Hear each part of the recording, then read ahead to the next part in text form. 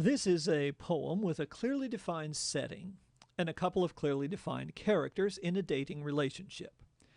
There's a strong narrative dimension to the poem. It's a little vignette. We talked about that word with reference to another poem earlier. A vignette is a little episode, less fully developed than a story, but an episode that makes a point, reveals a truth, or evokes a feeling.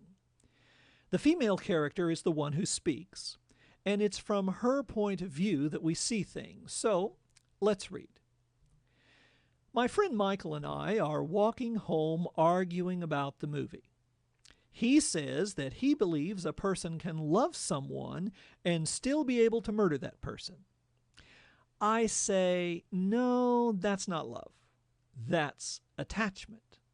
Michael says, no, that's love. You can love someone and then come to a day when you're forced to think it's him or me.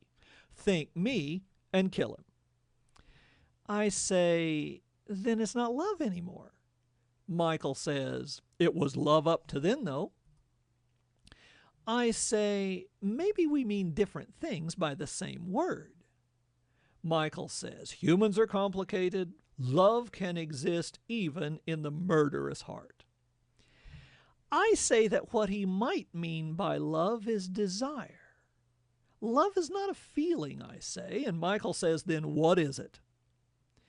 We're walking along West 16th Street, a clear, unclouded night, and I hear my voice repeating what I used to say to my husband. Love is action, I used to say to him. Okay, well, we've learned some things. Apparently, in the movie these two watched, there was a murder. Apparently, the victim was murdered by a loved one. The speaker and Michael disagree on whether they were really in love. The speaker says no. Michael says yes. Note that the speaker is more attuned to words. She keeps trying to draw distinctions between love and other synonyms, attachment, desire. Michael is not sensitive to those distinctions. Now, at the end of that passage I just read, we learn that the speaker has been married in the past. So that gives us a clue that these two aren't kids, they're adults. Now note the allusions that come as the poem moves forward. Remember, an allusion is a reference in a literary work to a historical event, a document, another work of literature, or a person. Simone Weil says that when you really love, you are able to look at someone you want to eat and not eat them. Janis Joplin says, take another little piece of my heart now, baby.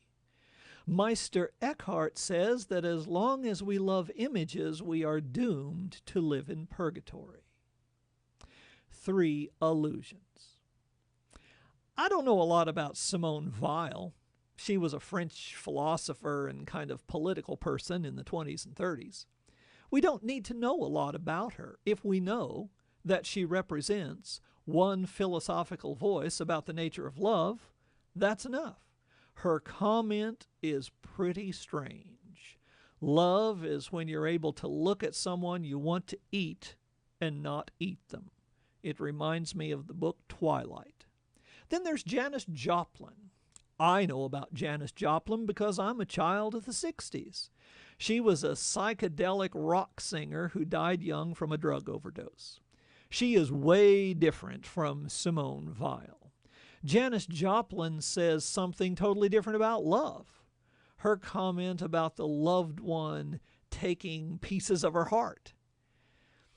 Then there's Meister Eckhart. I don't know much about him either, but I know he was a medieval monk who wrote a lot of dry theological stuff, and he says something different still. So what are these references doing in the middle of this poem? Well, first of all, they help define the character of the speaker. We know that she's smart, well-educated.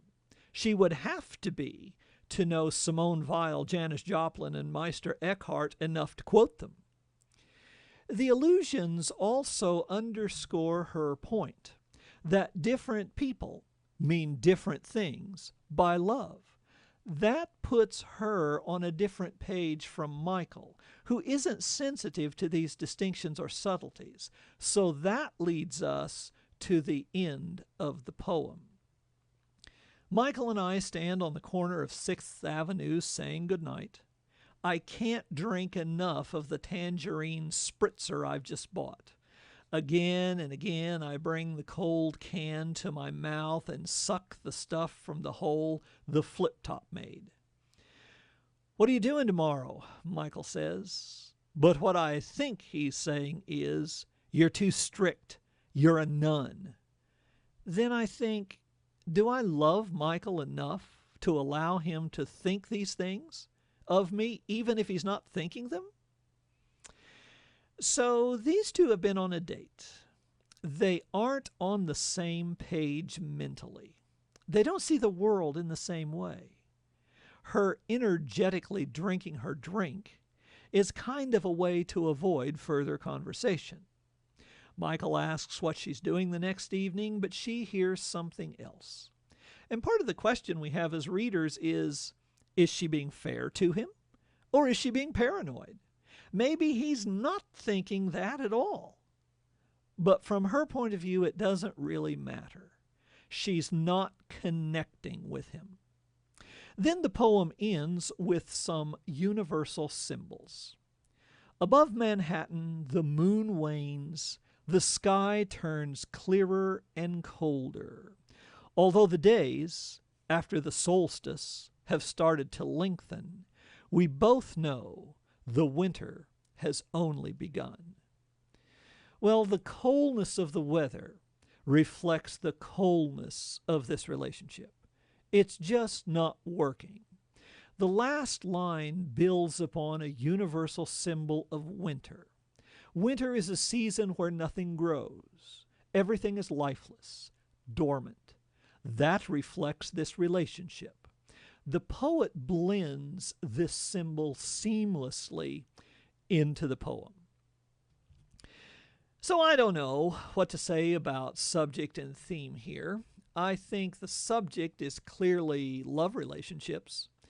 The theme, I suppose, would be that it's hard for a relationship to grow into love when two people don't share an understanding of what love is.